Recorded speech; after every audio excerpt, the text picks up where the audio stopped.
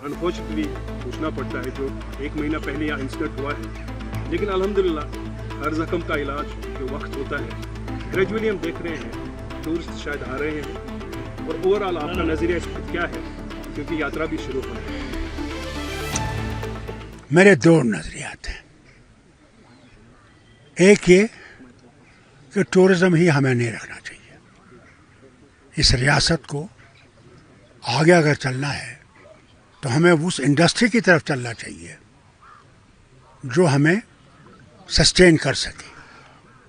Tourism में एक मुसीबत ये है, एक गोली चल जाए कहीं पे, ऐसे लोग भागते हैं। मैंने खुद देखा कारगिल का जब हुआ, कारगिल में कितनी दूरी है, मगर भाग गए लोग। मेरी हुकूमत थी, डर गए।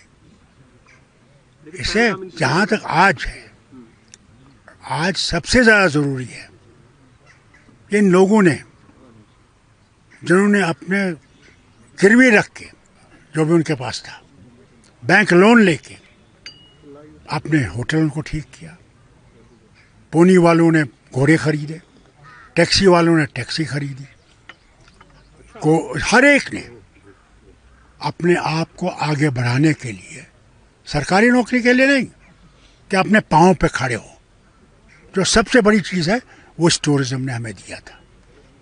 और इस साल ये उम्मीद थी कि करोड़ों में लोग आएंगे और हमारे पास जगह नहीं है उनको रखने की। मगर अफसोस है उन दरिंदों को ये दिखा नहीं जिन्होंने वो कत्ल किया, उनको ये दिखा नहीं इन मासूमों को क्या होगा, जिनके पास अल्लाह के सिवा कुछ भी नहीं है। यही है ये खूबसूरती जो उसने दी है, जिसको हम बेचते हैं और अपनी रोजी रोटी कमाते हैं।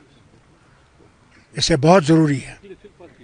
मैं सारे वतन के लोगों से कहना चाहता हूँ, हमें बेहद अफसोस है जो हुआ, मगर हमने नहीं किया।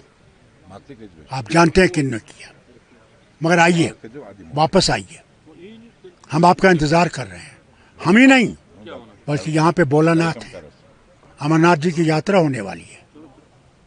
ज़्यादा से ज़्यादा आइए, हर तरफ से आइए, कि अपने घर जब जाएंगे आप उनको बताएंगे कि उसने कितनी खूबसूरती दी है और किस तरह लोग यहाँ उनका इंतज़ार कर रहे हैं। दरअसल क्योंकि जो पहलगाम का इंसिडेंट है, यही बहाना बना दो मुल्कों की कशीदगी के बारे में। जो जंग की सूरत हाल हुई थी, अल्हम्दुलिल्लाह वो भी रुकी है, लेकिन आउटपुट क्या निकला है इतनी तबाही? देखिए, आउटपुट क्या निकला ये तो अब हिस्टोरियंस ये बताएंगे आगे। मगर मैं हर वक्त ये कहता हूँ, जंग किसी मकसद पे पहुँचने का रास्ता नहीं है। जंग बर्बादी लाता है। इससे भी देखिए क्या उनके यहाँ बर्बादी नहीं हुई होगी, हमारे यहाँ कम बर्बादी हुई। टूरिज्म छोड़ दीजिए, आप जाइए देखिए पुंछ में किस तरह से वहाँ मासूम बच्चे मारे गए। मासूम 18 हमारे यहाँ उसके शिकार हुए हैं। राजौरी में 6, ऊड़ी में, टंगधार में। कौन सा बॉर्डर इलाका है जहाँ हमारे लोगों ने मुसीबत नहीं उठाई? क्या डिप्लोमेटिक वेज जो है उनको हमवार करना पड़ेगा, नरम रवैया? मैं समझता हूँ ये जो प्रधानमंत्री ने वो डेलीगेशंस भेजे हैं, अल्लाह करे कि वो ये मैसेज भी ले जाए कि हम लोग अमन चाहते हैं, हम लड़ाई के हकदार हम नहीं हैं, हम लड़ाई नहीं चाहते। मगर अल्लाह के वास्ते ये बंद करो, बेगुनाह को मारना बंद करो। लेकिन दोनों मुल्क जो है पानी पर एक दूसरे को खींच रहे हैं। जो इंडस वाटर ट्रीटी रीजन बनाया, नतीजा ये है कि अब रिपोर्टेडली जो चाइना एक अलग डैम तैयार कर रहा है मोहम्मद डैम के नाम से। तो how it will become a problem in future, तो हमें ये भी देखना है क्योंकि अभी तक उस पर टसल। ब्रह्मपुत्रा जो है उसमें हमें मुसीबत आई थी, जो वो डैम बना रहे हैं। कौन? चाइना।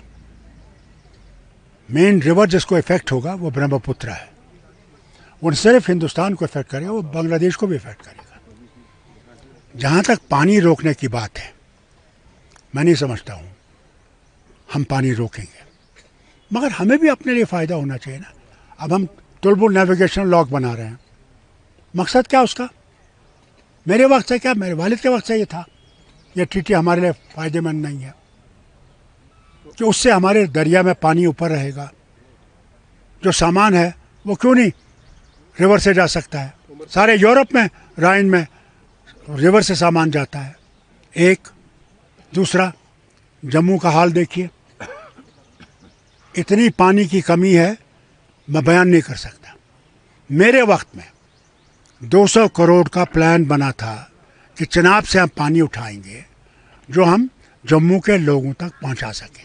डॉक्टर साहब, क्योंकि हिंदुस्तान में बहुत सारे इंटेलेक्चुअल्स रहते हैं जो एक अलग अच्छा नज़रिया रखते हैं। पिछले टाइम से जब से जंगी हालात हुई थी, जैसे कई यशवंत सिन्हा बाकी लोग हैं, सबों का एक ही नज़रिया है कि जब भी कोई इलेक्शन बड़ी रियासत जगह पे होता है, कुछ ना कुछ ऐसे हादसात होते हैं। जैसे पुलवामा में उसके बाद भी इलेक्शन था, आज इलेक्शन बिहार में होने वाला है, तो ये चीज़ें देखनी पड़ी है। उसके बाद फिर साइलेंट।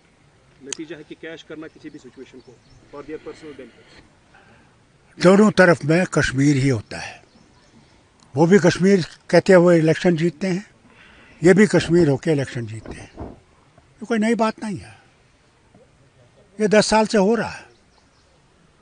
अफसोस तो इस बात का है। और कश्मीरी कोई पूछता ही नहीं हमें, मुसीबत में तो हम हैं। क्या पॉसिबिलिटी ऑफ डायलॉग प्रोसेस है? क्योंकि जो अटारी डायलॉग उनको नरम कर दिया गया। डायलॉग जब तक नहीं होगा, मैं आपसे कहता हूं, कभी दो मुल्कों में अमन नहीं आएगा। मैं ये कहता रहा, मुझे पाकिस्तानी भी कहा, खालिस्तानी भी कहा, अमेरिकन एजेंट भी कहा, मगर मैं साबित करता हूं इसके बगैर कोई रास्ता नहीं है। तो लोगों को वापस बुलाना चाहिए जिनको जंगी हालात के बाद पाकिस्तान वापस किया जाता है। जितने भी लेडीज हैं 40 वो तो जनाब पार गई नहीं है। वो तो सुप्रीम कोर्ट ने भी उनको रोक दिया कि वो नहीं जा सकते। उनने बॉर्डर पहले ही बंद कर दिया था। तो मैं नहीं समझता कोई गई है। मेरे पास कोई इत्तला ऐसी नहीं है। ये प्रोसेस जब नफरतें इतनी बढ़ गई हमारे वतन में, आज हिंदू मुसलमान पे शक कर रहा है, यह हमारे बच्चों को किस तरह पीटा गया जो पढ़ते हैं। राज्यसभा की सीटें अभी कुछ खाली है, नगरोटा है, बड़गाम है, उस पे नहीं जी, राज्यसभा की नहीं, हमारी असेंबली की सीटें। जब 4 रियासतों की इलेक्शन कमीशन ने दे दिया है कि यहाँ इलेक्शन होंगे, तो जम्मू कश्मीर को छोड़ दिया। उमर साहब ने तो उसी वक्त रिजाइन किया था। वो सीट तो तब से है, राना की सीट है। क्या जाता है इनको इलेक्शन करने से? मेरा एक सवाल है इलेक्शन कमीशन को कि अगर ये डेमोक्रेसी है तो हम अपना हक दीजिए। राज्यसभा की 4 सीटें हैं, किस चीज़ का इंतजार कर रहे हैं कि 8 महीने से हमें हक नहीं है वहाँ बैठने का, इस रियासत की बात करने का? अफसोस है मुझे।